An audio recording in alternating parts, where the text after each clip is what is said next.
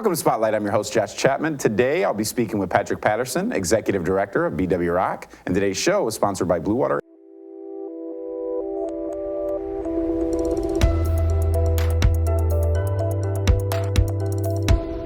Patrick, how are you, sir? Good. How are you doing? I'm very well. It's been a little while. I'm sure you're running and gunning. I've seen you on the front page of the paper. I've seen you in Lansing having conversations with legislators. So it seems like you're moving and grooving. How have things been? Good. We're making it full circle, but it's a busy life. We do a lot of recovery advocacy in Lansing, and then help a lot of people in the Blue Water area. I love it. So for those that may not know, you're the Executive Director, BW Roc.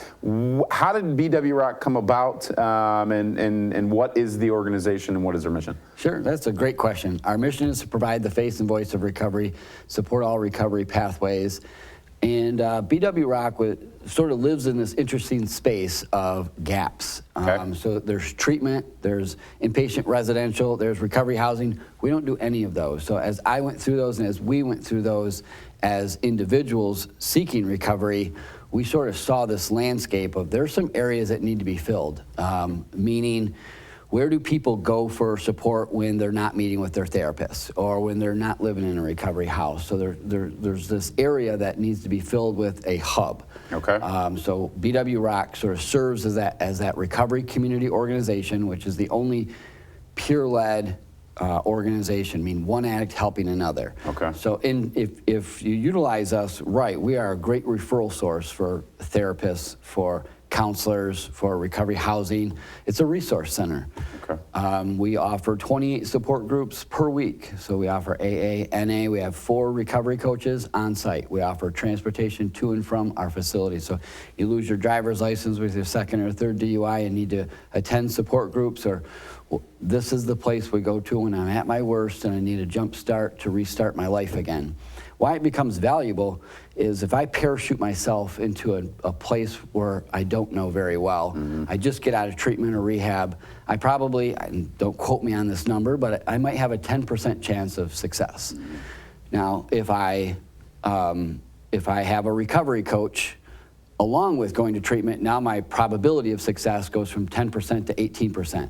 If I know where to go to for support groups, it goes from 18% to 25%. If I have transportation included in there, it goes from 25% to 38%. If I also include recovery housing, it goes from 38% to 45%.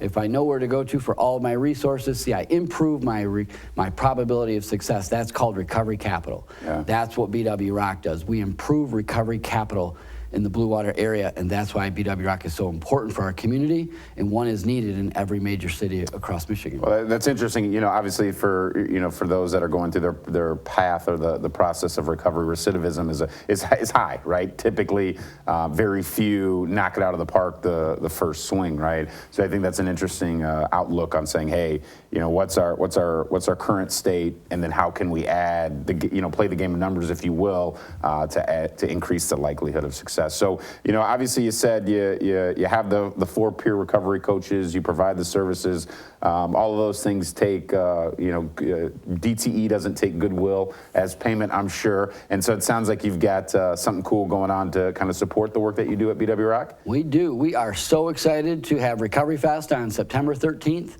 Our purpose statement at BW Roc is offering hope to encourage recovery. And that's what this day is all about, a day of resilience. You said Recovery Fest? Recovery Fest on September 13th. It's a single day where our community can come together.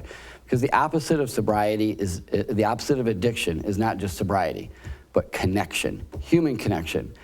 Not just with ourselves, but with our community. And that's why we do so much with other agencies, other partners. This, addiction didn't happen alone. It doesn't care what skin color you are. It doesn't care about your political affiliation or what camp you're in. It wrecks every family. And this single day, brings our community together and offers that human connection and spirit of hope to individuals. We have at 9 a.m. starting with a 5K, Strides for Recovery. At 11 a.m. our stage opens with a rock wall. We've got a tug of war. We've got Kalichi flying in from Pittsburgh. He's a rapper in recovery. At 4 o'clock is the softball showdown with the police, the fire department, in the church. In the tug award, the fire department and church EMS are going to be in that as well. We've got a lot of other activities, face painting, a lot of bounce houses, and all of the things that it takes to put on a festival. Do you have a dunk tank this year? We have a dunk tank. Okay. The fire department is manning the dunk tank Okay. and the lineup, so if you get a phone call, don't be surprised. I'll know to duck the fire department if they start calling. Yeah. So Pat, for everyone, before we wrap it up, for everyone that's interested, day, time, where, and how can they find more information?